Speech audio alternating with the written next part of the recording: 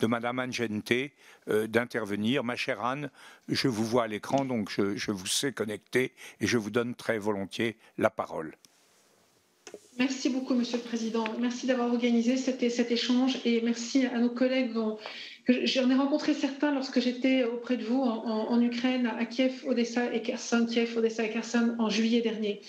Je voudrais rebondir sur les propos du vice-président Metsenko, pardonnez-moi si je le prononce mal, qui parlait de lutter contre la propagande russe. Alors, ma question, Monsieur le Président, va plus s'adresser à vous qu'à nos collègues ukrainiens.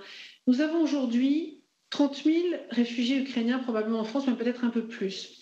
Et je suis fière d'ailleurs que mon pays puisse les accueillir et je suis fière que les petits Ukrainiens puissent aller à l'école française et les accueillir pour qu'ils récupèrent une forme de scolarité.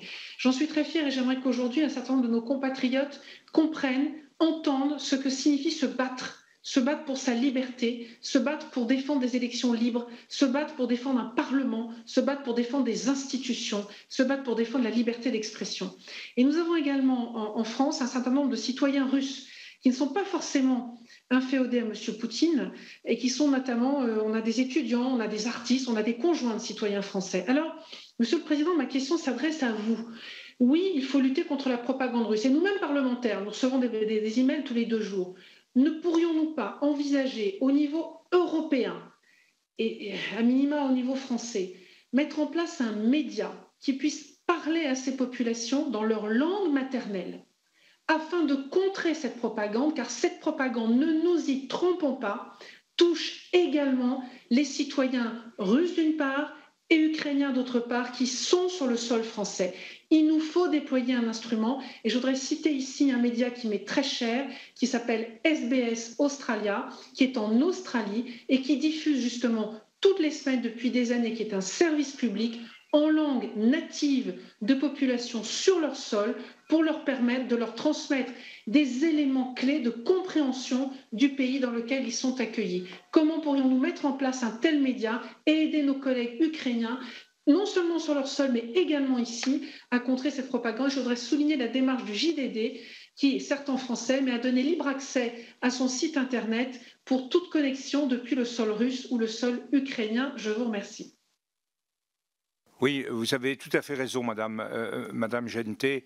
Je réponds tout de suite à votre question. J'ai été très étonné aussi du fait qu'on donnait l'impression de ne pas arriver à accéder à la société russe.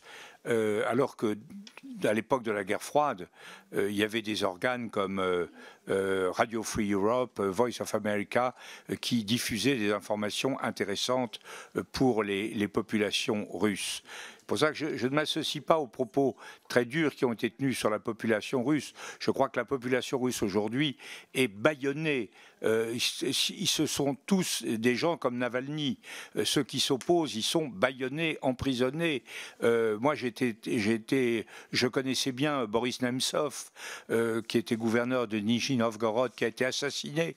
Tous ces gens ont été écrasés et ce peuple russe est absolument incapable de prendre une exacte mesure de la situation dans laquelle il est. Donc on suscite en lui des réflexes pavloviens de fierté nationale tout à fait abusive. Je crois que c'est d'abord la rançon d'un peuple asservi, bâillonné, qui ne peut pas réagir. Mais je crois qu'il faut faire ce que dit Madame Genté, il faut développer ces médias. Ils existent déjà. Il y a, par exemple, dans le sud-ouest en France, une radio de gens qui parlent russe, qui s'expriment en russe et qui émettent en direction de la Russie. Mais il faut effectivement développer des efforts très importants pour briser ce silence. Parce que nous, ce que nous pensons, c'est que Poutine est aussi l'adversaire du peuple russe, qu'il bâillonne le peuple russe, qu'il fait un choix contre le peuple russe, que le peuple russe aurait intérêt à la démocratie, à la liberté, à un rapprochement avec l'Europe occidentale, et que pour sauver cette kleptocratie, ce régime de vol qui est de toutes les ressources russes, ce vol autoritaire, on le maintient.